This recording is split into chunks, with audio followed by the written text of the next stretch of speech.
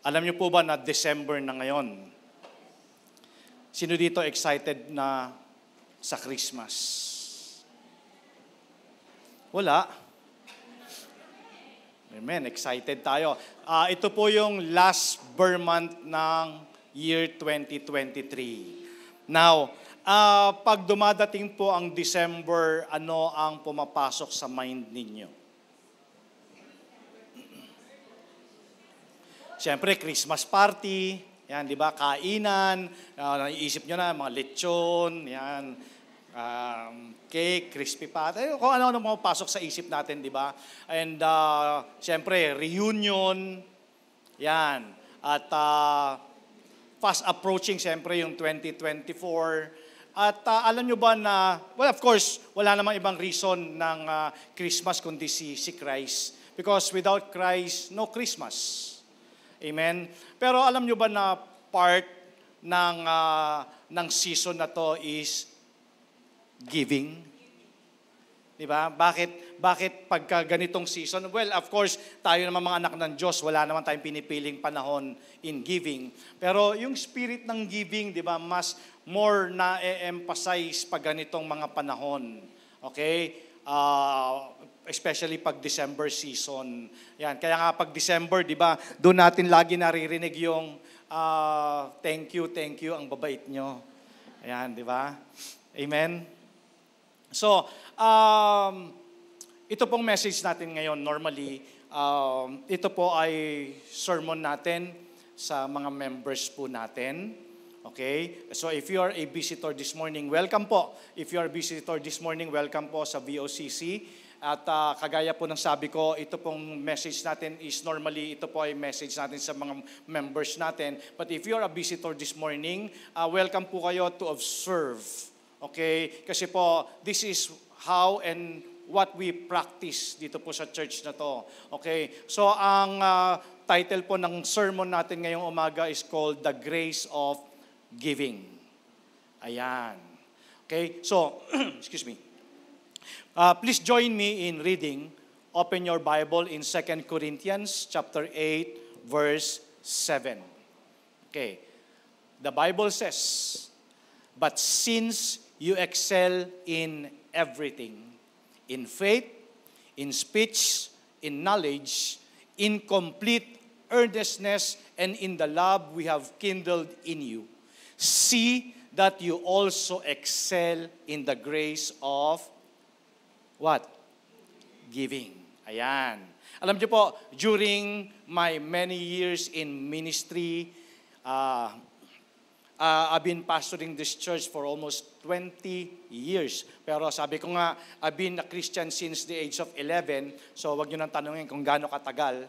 Okay? Pero ito pong, sabi ko nga, during my many years in ministry, hindi ako masyado nakakarinig ng sermon about giving. Okay? Hindi madalas na pinipreach ng mga preachers much on this subject. I think because this subject is a sensitive topic. Yan. Kasi pag pinag-usapan na patungkol sa giving, medyo yung iba, tumataas na yung kilay, di ba? Medyo tumataas yung balahibo. Yan, sensitive kasi daw yung topic. Kasi, syempre, when we say giving, hindi lang naman, alam nyo, ang giving, hindi lang naman to finances. Diba? You can even give your talent in ministry. Okay? You can even give your time. Okay? And then, of course, your treasure. Kaya nga 3 T. Diba? So, napakalawak ng area when we come to the sense of giving. Okay, so pero sabi nga natin, this is a very sensitive topic. Pero alam mo ba na isa sa mga scheme o strategy ni Satan is to make us ignorant in the grace of giving. Kasi alam ni Satan yung benefit. Alam ni Satan na ang principle ng Diyos in receiving is by giving. Ulitin ko, God's principle in receiving is by giving. Nasa pagbibigay ang pagtanggap. Okay. Now, meron ba kayong kilalang tao no, naghirap, ano ba yung mas Tagalog doon, naging dukha dahil siya ay giver? Meron? Kadalasan, yung taong kilala natin na giver, sagana. Tama? Because it is God's principle. If you read your Bible, pag binasa mo ang Bible from Old to New Testament, it talks about giving more than it talks about any other subject. It even talks about much more about faith, prayer. Kasi alam ng Diyos na importante sa atin ito. Kaya nga, di ba, sabi nga, you cannot serve two masters. Kasi minsan, minamaster na natin yung money. Tama. Amen po ba? Kaya importante po itong topic na to. Especially, sabi nga natin, kasi itong season na to, nandun yung spirit of giving. So pag-uusapan natin yung mga how, what, why, when, where, questions about giving. Okay, ulitin ko po. Isa sa mga strategy ni Satan sa atin is to make us ignorant about the benefit, okay, about this topic. Kasi alam niya kung ano yung benefit eh. Pag natutunan ng tao ito, kasi ito ang isa sa mga paraan ng Panginoon kung paano tayo pasasaganahin. Do you believe in the principle of sowing and reaping? Kung meron kang itinanim, meron kang aanihin? Actually, it works either way. O kung ano itinanim mo, yung aanihin mo. Okay, pag nagtanim ka ng kamote, aani ka ng kamote. Amen. Pag nagtanim ka ng papaya aanihin mo, hindi ka aani ng apple. Kasi nga, the principle of sowing and reaping, kung ano yung tinanim mo, yun yung aanihin mo. Okay. At kung wala kang itinanim, huwag kang umasang mayroon kang aanihin. Amen. So gusto ko po matutunan natin ito. Gusto ko matutunan ito kasi wala naman siguro sa atin dito na ayaw niyang sumagana. Gusto natin lahat tayo sumagana, di ba? Sa lahat ng areas, kaya nga merong 3 John 3, di ba? 1-3, di ba? Gusto ng Lord i-prosper tayo, hindi lang spiritually, also physically, and sa lahat ng areas ng life natin. Kaya dapat natututo tayo ng sowing and reaping. Okay, so lahat ba tayo dito gusto nating sumagana? Napaka-importante po ito, lalo na yung mga kabataan. Alam niyo po, nagsimula din ako nitong principle na to when I was young. Okay, praise God kasi isa sa mga paraan ng Panginoon is yung i-bless yung gawa ng ating mga kamay. Okay, ganoon na rin, i-bless na rin ng Lord yung ating giving. Yon. Kasi gusto ng Lord na pagpalain tayo, hindi lamang para sa sarili natin. Alam nyo ba na nabubuhay tayo hindi lang para sa sarili natin? Okay. The Lord will bless us to be a blessing. Naghahanap siya, He's looking to and fro. Naghahanap siya kung sino yung i-bless niya para maging daluyan, maging channel niya ng blessing at maging blessing to others. Kasi hindi niya po pwedeng i-bless yung tao na ganun. Yung kinip niya na lang sa sarili niya. Okay, naniniwala ba kayo na lahat ng pagpapala na dumadating sa'yo ay hindi para yan sa'yo lahat? Merong part doon para i-share mo. Ayan, matututunan nyo, alam nyo po, if you will just grasp itong message na to, alam mo, your life will never be the same again, especially sa area ng inyong finances. Okay, since December, napi-feel natin the spirit of giving, pag-usapan natin ito. Okay, sabi ng Proverbs 11:24, ayan. Give freely and become more wealthy. Tama po ba yung nababasa nyo? Tama, di ba? Give freely and become more wealthy. Be stingy. Ano sa Tagalog stingy? Kuripot. Ang kuripot ay iba sa matipid. Amen. Iba yung nagtitipid sa nagkukuripot. Yung akala mo yung pagkukuripot mo ay magiging wealthy ka, no. Because the Bible says, yung kuripot, mas lalo palang nawawalan. Amen. Tingnan mo ha. Verse 23, the generous will prosper. Kasi it is God's principle that the more you give, the more you will receive. Okay? The generous will prosper. Kaya tanong ko nga sa inyo kanina, may kilala ba kayong generous person, giver na naging dukha? Parang wala akong maalala eh. Actually, naloloko. Meron. Pero, generous person, nakakita ko talagang sabi ng Bible, give freely and become more wealthy. Amen? The generous will prosper. Those who refresh others will themselves be refreshed. Okay. So, church, another question. What's the greatest commandment? Ang sabi ng Bible, in Luke 10:27, love the Lord your God with all your heart, with all your soul, with all your strength, and with all your mind, and love your neighbor as yourself. Kaya ang sabi mo, Lord, I surrender all.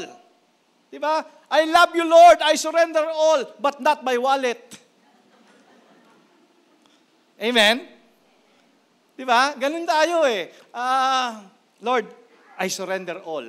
Buhay ko, Lord, ibibigay ko sa'yo. Pero hindi yung wallet ko. Okay, so today, again, sabi ko nga po sa inyo, we'll answer the what, the why, the when, the where, and the how questions about giving. Now, what is giving? Giving is a proof of love. When we give, we are expressing our love.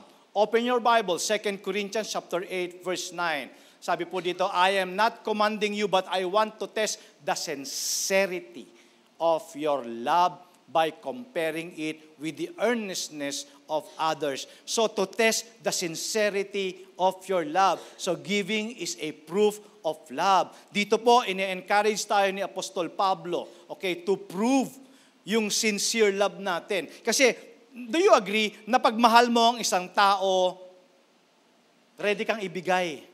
Di ba? Ready kang ibigay kahit ano para mapasaya siya. Di ba? Amen po ba yun? Parang nasa BOCC ba ako? Dalawang linggo lang akong dito mayo dito. Parang akong bisita. Amen? Naniniwala po ba kayo pag mahal mo ang isang tao, di ba? Kahit umabot kayo ng 11 years, hindi kayo maghihiwalay. Amen? Grabe ko nga ba, alam na alam niyo yung basta mga ganyan, alam na alam niyo eh. Ha? Sino dito yung may sakit na UTI?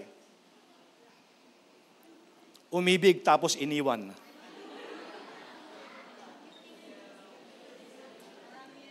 Pero alam mo, pag mahal mo ang isang tao, ready ka ibigay lahat-lahat, your time, your attention, and you provide pangangailangan niya kasi nga mahal mo eh. But if you refuse to give, your love is not genuine as you say.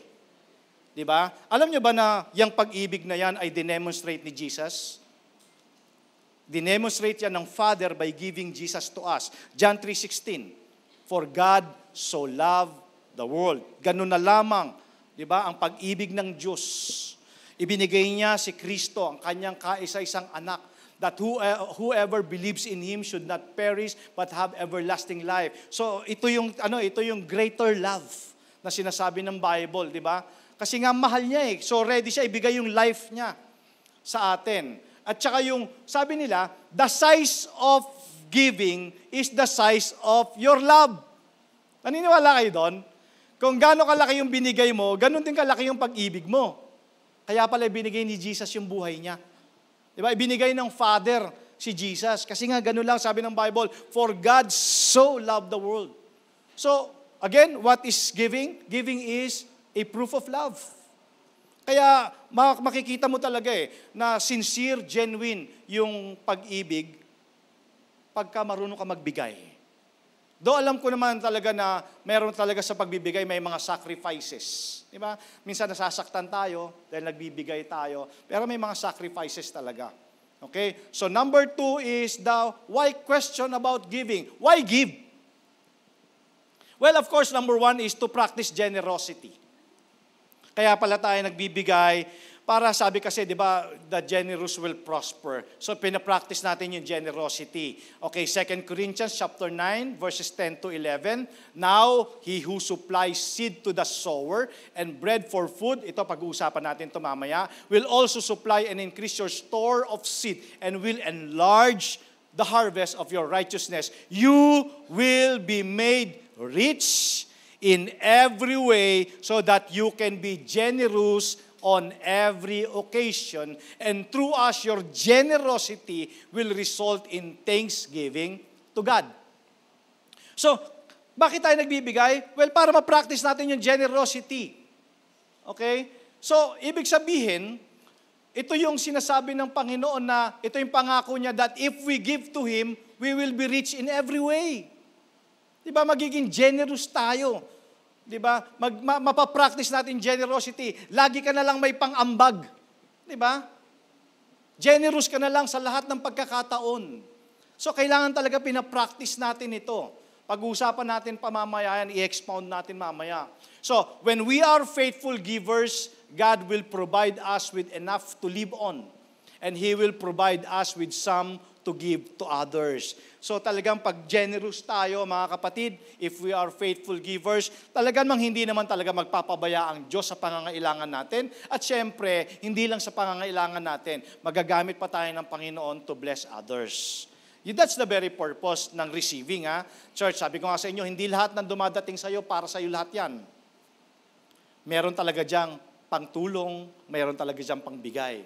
Okay? So number 2, kaya tayo nagbibigay. Why give? To avoid being greed and the love of money. Ayan. Anong sabi ng 1 Timothy chapter 6 verse 10? For the love of money is a root of all kinds of evil. Again, ito paulit-ulit nating sinasabi ito. Mga kapatid, the love of money is the root of evil. Hindi po evil ang money. Amen. Hindi po evil ang money. Ang root of evil po is yung pag tayo po ay naging greed at nagmahal sa pera. Okay. Some people eager for money have wandered from faith and fears themselves with many griefs. Kasi nga, sabi nga natin, pag ang tao nagsimula na maging greed at nagmahal na sa pera, wala na, mawawala na sa pananampalataya yan. Lalayo na yan. Diba? And sabi nga, and fears with themselves with many griefs.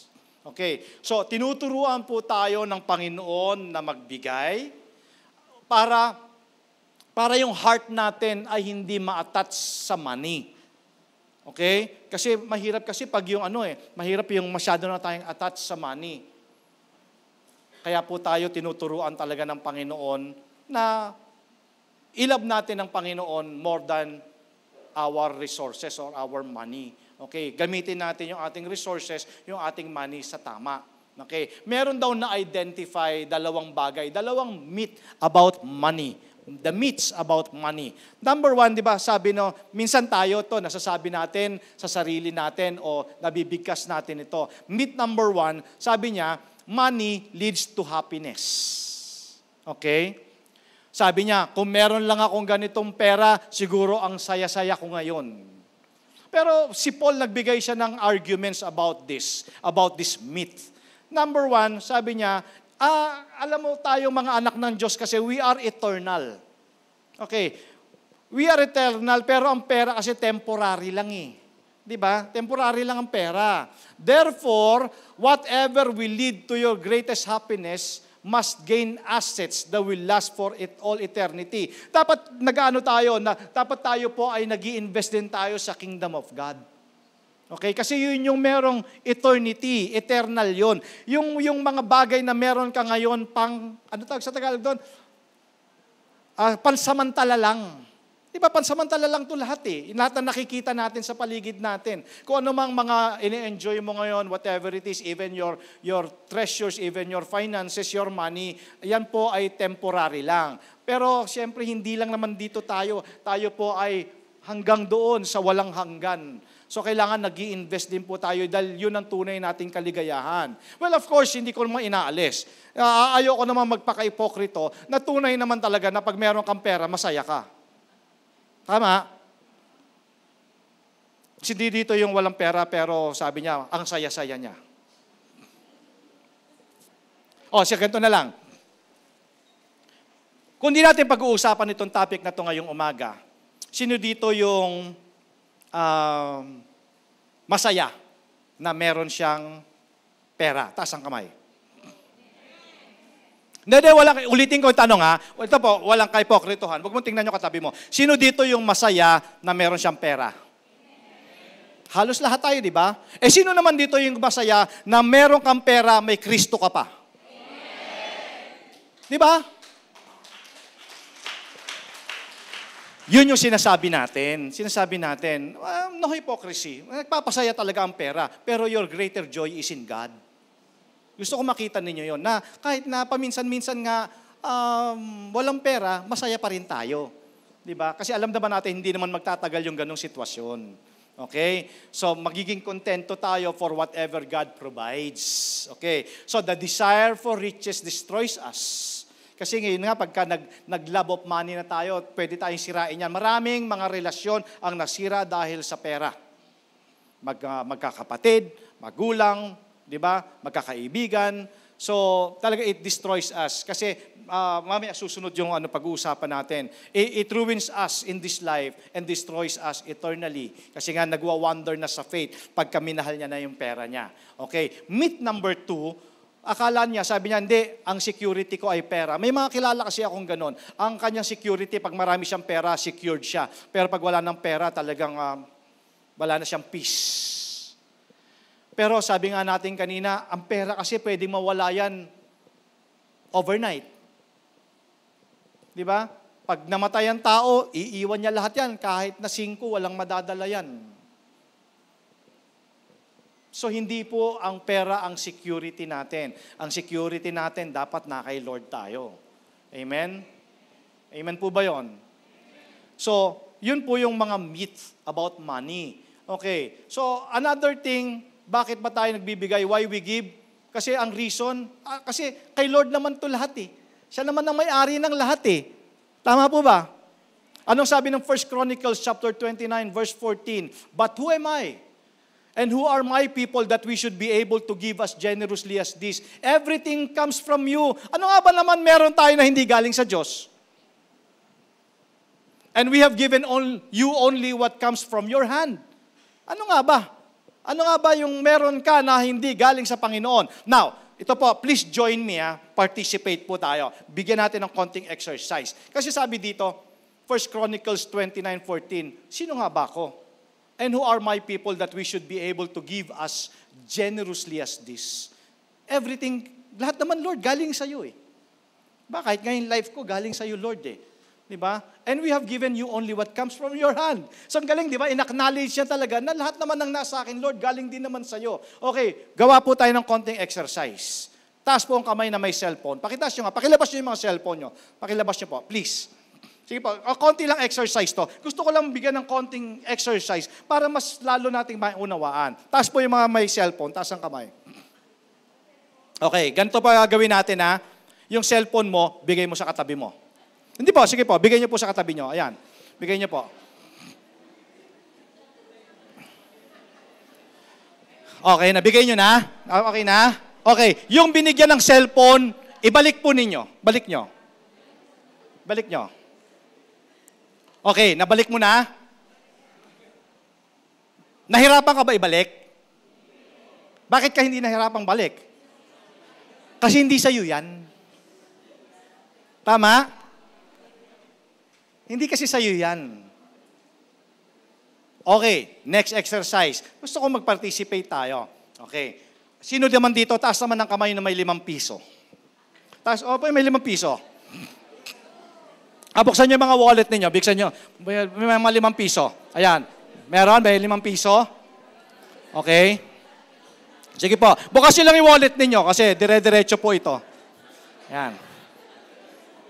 Okay, ngayon yung 5 piso, ayoko naman kayong tumayo na kasi dapat yan, ibibigay mo doon sa taong gustong-gusto mo bigyan. Okay. Okay. Gusto nyo ba gawin yon o yun na lang sa katabi mo lang ibigay 5 piso? Okay. Okay, bigay mo sa katabi mo yung 5 piso. Ayan. Okay. Nabigay mo na? Okay na, dyan po, nabigay nyo na. Okay. Sino naman dito yung merong 10 piso? Bigay mo ulit doon sa katabi mo. Bigay mo ulit. Yan, bigay mo ulit.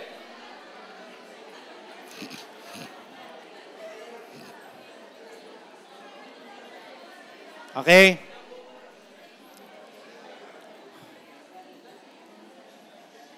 Okay. Now this time, sino yung may 1,000?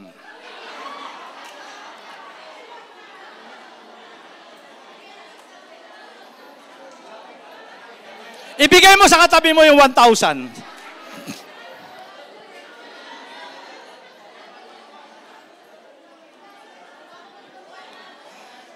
Okay. Di ba wala nang nagbigay ng 1,000? Alam mo bakit nahirapan ka ibigay 1,000? Kasi may value na siya. Yung 5 piso, ibinibigay mo lang yun doon sa nagpa-parking sa'yo eh. Pero yung 1,000, kasi mahalaga na sa'yo yun. Tama? Church, remember this. In giving, if it's important to you, it's important to God. But if it's not important to you, it's not important to God. Tama? Magpapas na ng offering, no? Eto na. Nagbukas na ng wallet. Merong 5, 10, 20, 100, 500, 1,000. Kukunin natin yung 5. Patutunugin pa yun eh. Naalala nyo ng araw, di ba? Pinatutunog pa natin yan eh. Ting! Well, of course, mamaya pag-usapan natin, of course, God loves the cheerful giver. Pastor, bakit yung widow, barya lang binigay niya? Hello, church. Last niya na yun. Buhay niya yun. Sometimes, hindi ko kasi masasabi na cheerful giving kung meron kang 1,000 sa wallet at 5 piso yung ibibigay mo. Amen ba? Amen? Pero handa kang magbayad ng 500 sa McDonald's. Sino ba mas mahalaga sa'yo? Si Lord o si McDonald's?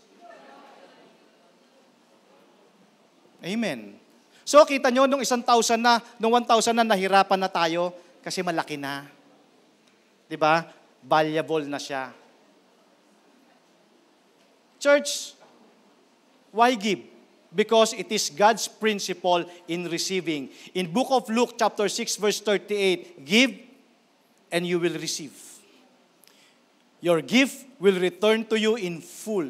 Siksik, liglig, umaapaw, pressed down, shaken together, and make room for more, running over, and poured into your lap. The amount, ito yung sinasabi ko, church. The amount you will give will determine the amount you will receive. Amen. Well, maaari naman sigurong cheerful ka. Sabi mo, cheerful ka naman sa 5 piso. Hindi na natin pwedeng pagtalunan yon kasi sabi mo, doon ka masaya. Well, tatanggap ka naman. But the amount, the measure that you use will be the same measure na babalik sa'yo. Kung kutsara ang ginamit mo, kutsara lang din ang babalik sa'yo. Pero kung pala ang ginamit mo, pala ang babalik sa'yo. Hindi ako nagsabi niyan. Bible lang nagsabi niyan. The measure that you use will be the same amount or measure that you will receive. Amen. Nakuha nyo? So, ibig sabihin pala, pag ikaw pala ang nagbigay ka, alam mo na kung gaano kalaki yung tatanggapin mo. Kasi doon pa lang sa simula, alam mo na yung measure. Amen ba? Tatanggap ka naman, babalik naman ng Lord sa iyo yun. Nga lang, yun lang din yung measure nun. Hello? Nagets nyo? Kasi sabi ng Bible, the amount you give will determine the amount you get back. So, question, nagbibigay ka ba dahil meron kang ibibigay or nagbibigay ka para tumanggap? Magkaiba yon. Church, well, eto, Kung babalikan natin yung Luke chapter 6 verse 38, kasi marami sa ating mga Kristiyano, medyo dogmatic tayo pagdating dito sa area na to. Hindi, pastor, alam mo, nagbibigay naman ako, hindi ako naghihintay ng kapalit. Well, purihin ang Panginoon. Praise God, na hindi ka naghihintay ng kapalit. Pero kahit hindi ka naghihintay ng kapalit, papalitan ni Lord. Talagang sabi niya sa Luke 6:38, give and you will receive. Is it wrong to expect from God? No, kasi siya nagsabi. Di ba? Tama naman yun. Don't, wag ka na lang mag-isip ng return, pero whether you like it or not, i-return ni Lord. But the measure that you use will be the same measure na babalik sa'yo. Kaya tanong ko, nagbibigay ka ba dahil meron kang ibibigay? O nagbibigay ka para tumanggap? Well, ako, nagbibigay ako para tumanggap, para maging pagpapala din ako sa iba. Yun eh. Gusto ko, Lord, bless me more para maging blessing din ako. Amen ba yon? Okay. So, another thing, why give? Because it is better to give than to receive. Acts chapter 20 verse 35. And I have been constant example of how you can help those in need by working hard. You should remember the words of the Lord Jesus. It is more blessed to give than to receive. Now, anong mas gusto mo? Yung ikaw yung nagbibigay o ikaw yung laging humihingi? Tanong mo sa katabi mo, anong gusto mo? Ikaw yung nagbibigay o ikaw yung humihingi? Aba, mas gusto ko yung ako yung nagbibigay. Kasi besides doon sa ibabalik ng Lord yung ng full o assist ng siksik, liglig o maapaw, syempre, pag yung nagbibigay, ikaw yung meron. Ang hirap kaya manghingi. Totoo ba yon? Ang hirap manghingi. Grabe, talagang kakapalan mo talaga yung face mo. Pag nanghingi ka, mahirap. Kaya ang ipag-pray nyo kay Lord, na Lord, ako na lang yung maging giver. Di ba? Kaysa ako yung hingi ng hingi. Amen po ba? Amen. Now, how to give? Kanina, what? Why? Ngayon, how? Dapat pag nagbibigay po tayo, motivated ito ng love. Dapat walang hypocrisy and no strings attached. Basahin muna natin. Matthew chapter 6 verses 2 to 4. Sabi dito, when you give to someone in need, don't do as the hypocrites do, blowing trumpets in the synagogues and street to call attention to their acts of charity. Pastor, magdo-donate ako sa church sa mga tiles, pero gusto ko nandyan yung pangalan ko. Di ba? Meron ganun di ba? Pero sabi ng Bible, when you give to someone in need, don't do as the hypocrites do, blowing trumpets in the synagogues and streets to call attention to their acts of charity. I tell you the truth, they have received all the reward they will ever get. But when you give to someone in need, don't let your left hand know what your right hand is doing. Huwag mo nang ipag-broadcast pa. Huwag mo nang ipa-announce. Alam nyo, nagbigay ako doon sa nagbigay ako ng ganun Sabi ng Bible, nakuha mo na yung reward mo. Kasi pinuri ka na ng tao. Diba? Give your gifts in private and your Father who sees everything will reward you. Diba? Wag mo nang diba, meron pa, nagbigay ka pa, music ministry, paki-blow yung trumpet. Tjan, tjan, tjan, tjan. Si kapatid, nagbigay ng ganito. Diba, ganyan. Gusto nyo ba yung ganon? So, kaya po, hindi natin ginagawa yun kasi, sabi ng Lord, i-secret mo na lang, pero i-reward ka in public ng Lord. Ipo-prosper ka ng Lord. Amen po ba yon? So that's how we give. Another thing, how to give is in 2 Corinthians 9:7. Sabi natin, God loves the cheerful giver. Totoo po yun. Each of you should give what you have decided in your heart to give, not reluctantly or under compulsion, for God loves a cheerful giver. Totoo po yun. Huwag kayong magbibigay ng napipilitan. Magbigay lang kayo noong naaayon sa inyong puso at dapat may pananampalataya. Amen. Pero naniniwala ako, itong cheerful giving na to is a generous giving. Amen. It's a generous giving. Para din malaki din yung balik sa atin. Kasi hindi mo pwedeng sabihin nga na, kasi yung 5 piso lang talaga yung yung aking cheerful giving ako sa 5 piso. Well, praise God po kung cheerful kayo nagbibigay noon. At minsan ginagaya pa natin yung widow. Yung widow wala na yun. Last niya na yun, ikamamatay niya na nga Wala na yun, pero siya yung pinuri ng Panginoon. Tanungin ko kayo, sino ngayon yung pinakamayamang tao sa buong mundo? Elon Musk ba? Elon Musk? Meron pa bang iba? Okay, sabihin na lang natin sinong pinakamayaman. However, kung sino yung pinakamayaman, gawin na lang natin kunyari sa Pilipinas na lang, si Henry C. kunyari. Okay, si Henry C., alam mo, pag yan ay nagbigay ng 1,000,000, barya sa kanya yon. Tama ba? Barya yun sa kanya. Pero pag ikaw nagbigay ng 1,000,000, abay, it's a matter of life and death. Tama po ba? Yun. Kasi tinitingnan ng Lord yung heart natin eh. Di ba? Yun yung sinasabi ng Lord na yung generosity ng heart natin. Yung widow, nakita ng Lord ni Jesus yung puso niya. Now, kung titingnan mo yung story ng widow, ibig sabihin si Jesus nakatingin pag nagbibigay tayo. Nag-observe siya di ba? Kaya nga nakita niya yung widow eh. Actually, kinommend niya yung widow. Kasi sabi niya, yung babaeng yon, ibinigay niya na ang lahat. Buhay niya na yung ibinigay niya doon eh. Wala na. Actually, pag pinag-aralan mo yung kwento na yun, ibinato na nga nung widow yung pera eh, yung barya niya. Para talagang hindi niya na panghinayangan at para talagang mabitawan niya na. Pero siya yung pinuri ng Panginoon. Yun po yung cheerful giving. Amen? Now, what, how, why, when? When to give? Well, in church setting po, kaya naman makikita nyo meron tayong giving sa church. Every time there is an opportunity, we give. Okay. So we give pag church setting natin. Bakit pa tayo nagbibigay sa church? Sabi nga sa 1 Corinthians chapter 16 verse 2, on the first day of each week. Ang first day po talaga is Sunday, hindi po Monday. Okay? And yun po yung celebration Sunday, the day of worship natin. Nagse-set aside na tayo. Sabi dito, you should each put aside a portion of the money you have earned. So, ibig sabihin, marahil siguro gabi pa lang, pinagpe-pray mo na yung giving mo, di ba? Yung offering mo, pinagpe-pray mo na, yung pledges mo, yung tithes mo, pinagpe-pray mo na yon. Kasi you should put faith in your giving. Hindi lang yung basta ka lang nagbigay. Dapat meron kang pananampalataya doon. Kasi may mga principle si Lord doon eh.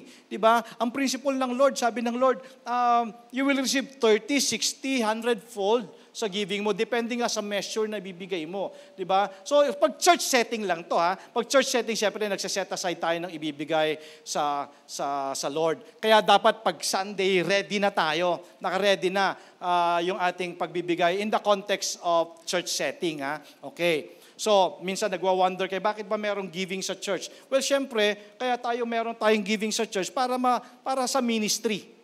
Diba? Sa ministry natin, marami tayong nawi-win ng mga souls because we have financial budget para sa mga ganyang mga gawain. Okay, ginagamit po natin 'yan sa ministry.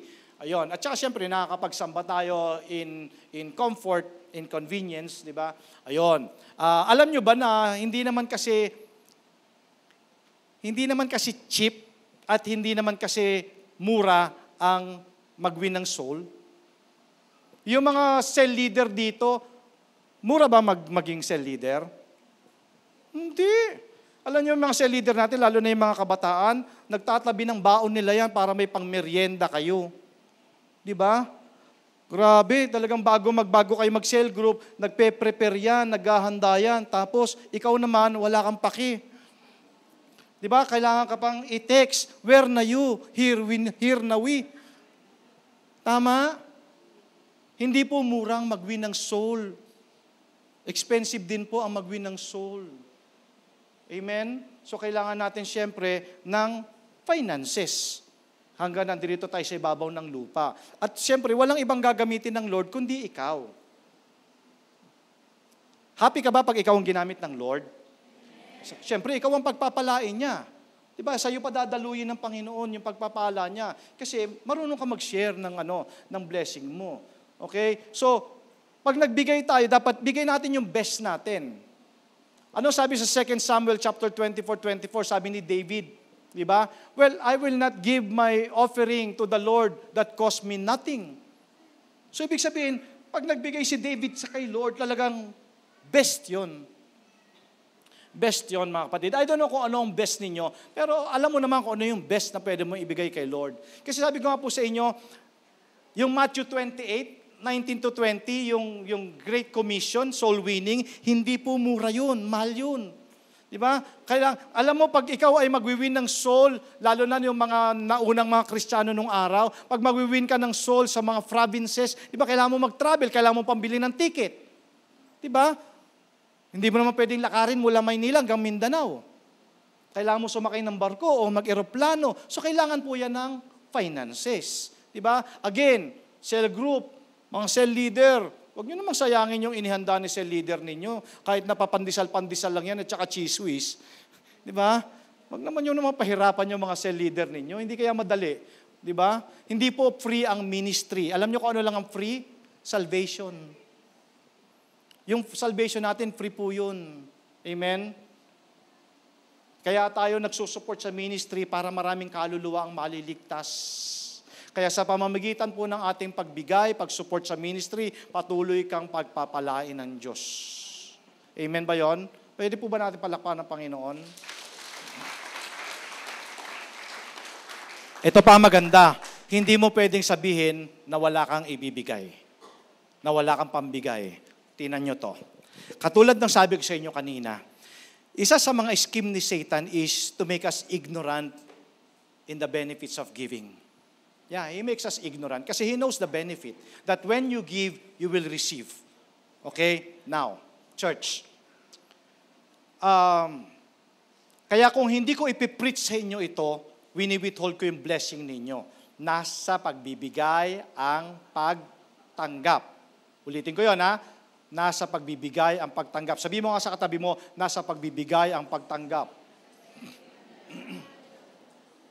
Hindi mo pwedeng sabihin na wala kang ibibigay. Tingnan nyo ha, baka lang kasi ang problema, kaya tayo hindi nagbibigay kasi nangihinayang tayo. Pero alam mo ba na every time na nagbibigay ka, hindi ka nawawalan? Nadadagdagan ka? Yun yung principle. 2 Corinthians chapter 9, verse 10, 11. Okay. Sabi dito, now He, the Lord, God, who supplies seed. Pag sinabi nating seed, ito yung ibibigay mo. Ito yung itatanim mo. Ibig sabihin, binigyan ka naman talaga ng Lord ng pangtanim, ng pagbigay. Tama ba? Nakasulat, di ba? Now, He who supplies seed to the sower and bread for food. Hindi yung amo mo, hindi yung kumpanya mo. Si Lord talaga, binigyan ka talaga ng pangtanim, binigyan ka talaga ng pangbigay. Tama ba yung nababasa nyo? Church ha, kung yung attention nyo, please ha, tinan nyo. Now, He, the Lord, God, who supplies seed to the sower. Okay, tayo yung sower, binigyan tayo ng Diyos ng pangbigay, ng pantanim. Okay, hindi lang tayo binigyan ng pantanim at saka ng pangbigay, binigyan din tayo ng portion na kakainin.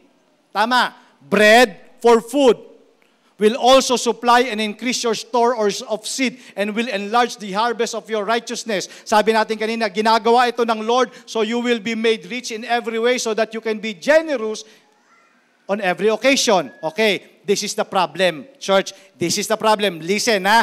Ulitin ko. Dito, maganda kasi ito. Sabi dito, now God supplies seed to the sower. Sino yung sower? Tayo yon. Tayo yung magbibigay eh. Tayo yung magtatanim. Nagbigay siya ng pantanim, nagbigay din siya ng pangkain.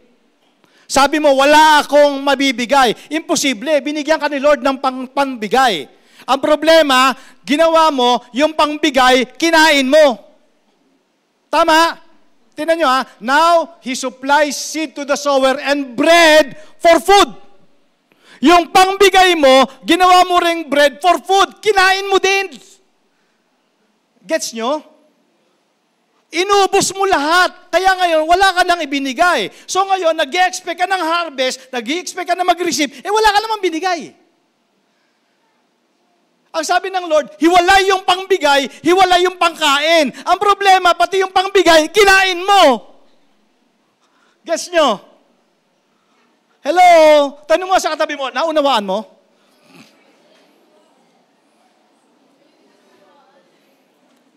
Sa lahat ng pagpapalang tinatanggap mo, itabi mo yung pangbigay, itabi mo yung pangkain. Huwag mong kainin yung pangbigay. Hello? Kaya hindi mo pwede sabihin, wala naman ako bibigay, Pastor. Meron. Nag-supply naman si Lord eh.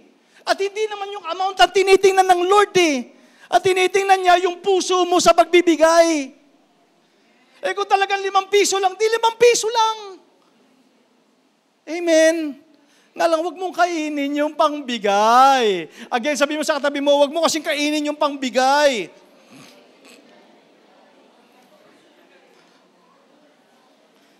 Hello, tama. Kaya nga nagtataka tayo, bakit ganun? Ba't ganun? Bakit parang hindi ata ako nagpo-prosper financially? E paano ba naman?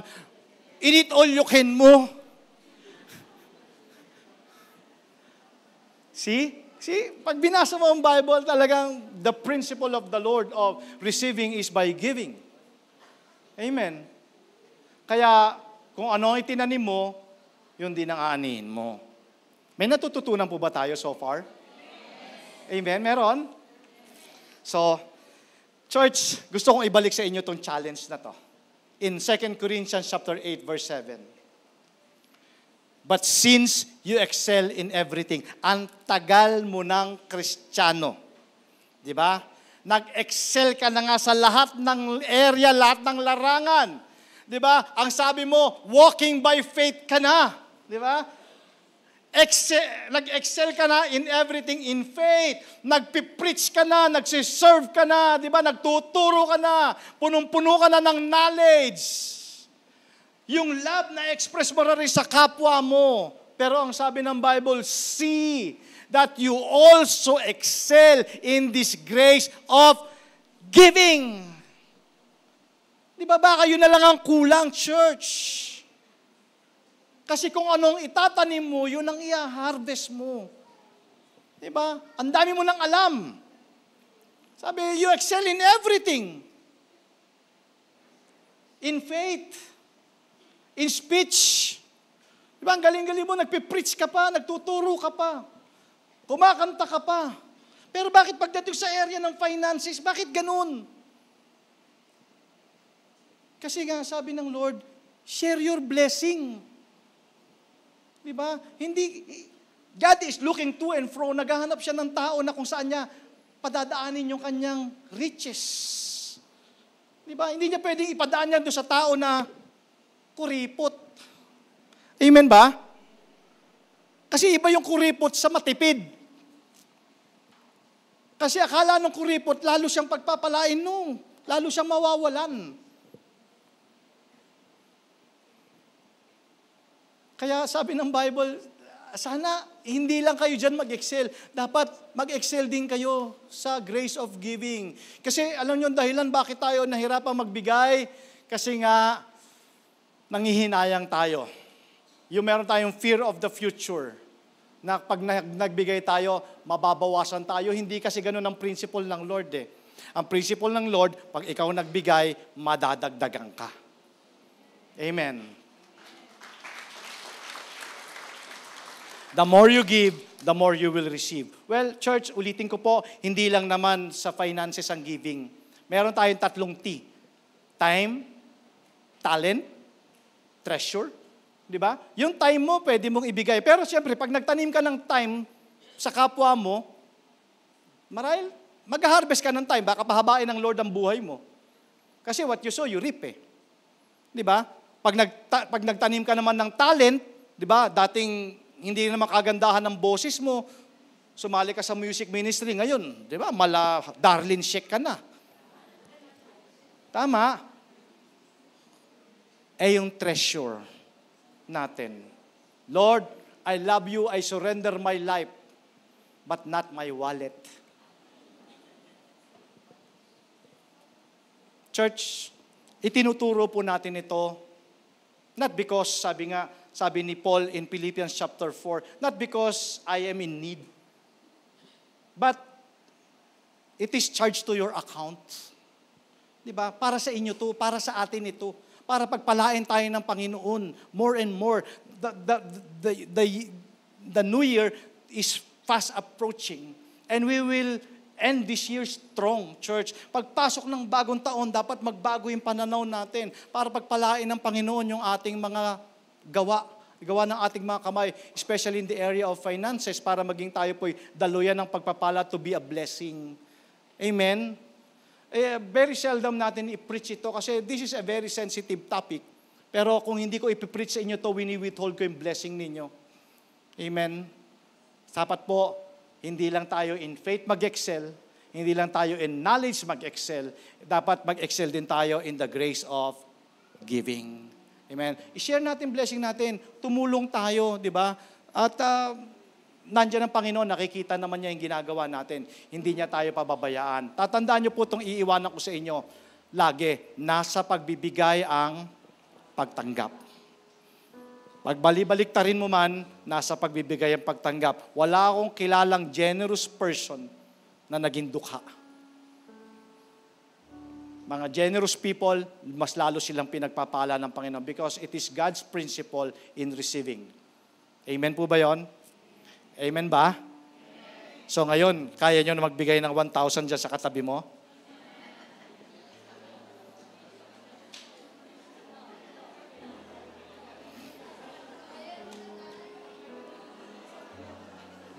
Uy, may narinig ako, Pastor. Kahit 5,000. Uy!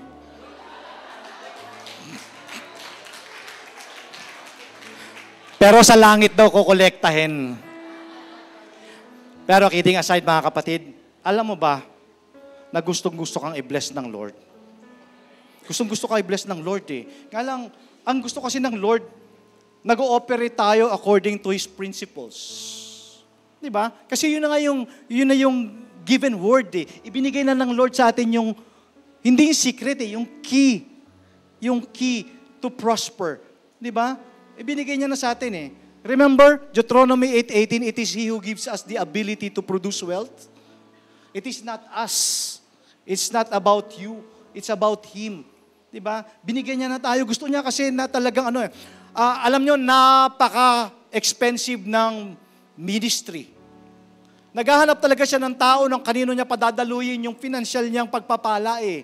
Nga lang, gusto niyang makita yung tao na marunong talagang mag-share. Hindi niya si-share yung taong ganun. Kasi sabi ng Lord, hihinto sa'yo eh. Hihinto sa'yo. Now, bago ako magtapos, mayroong kwento. Sabi ko sa inyo, si Jesus, nanonood siya pag nagbibigay tayo eh. Okay? Nakita ng Panginoon si Pedro.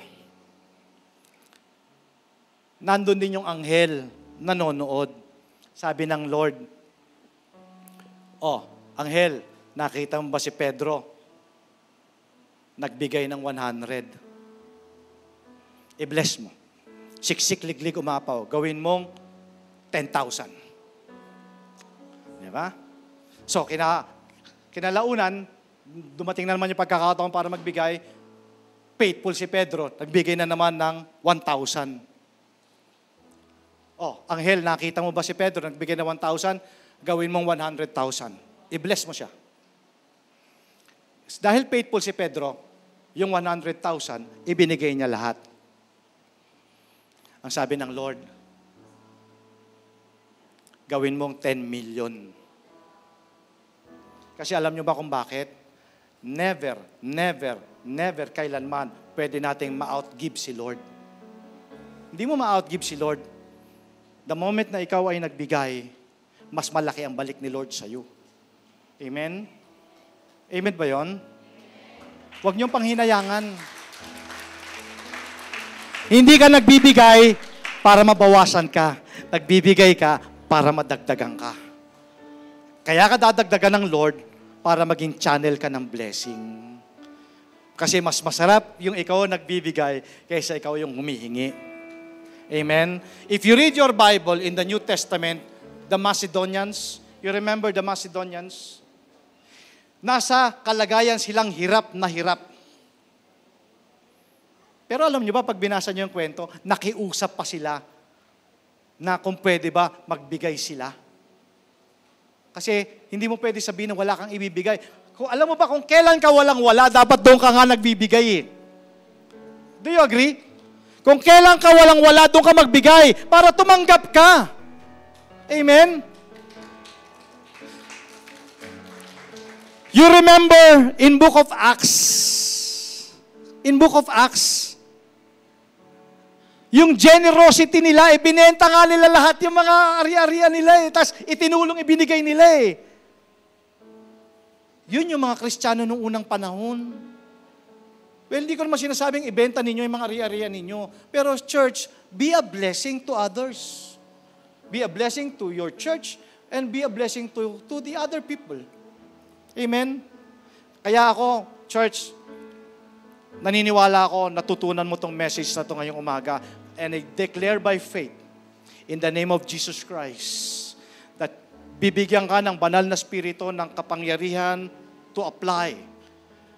And I declare by faith, as you apply this principle, your life, your finances will never be the same again. God will bless you to be a blessing.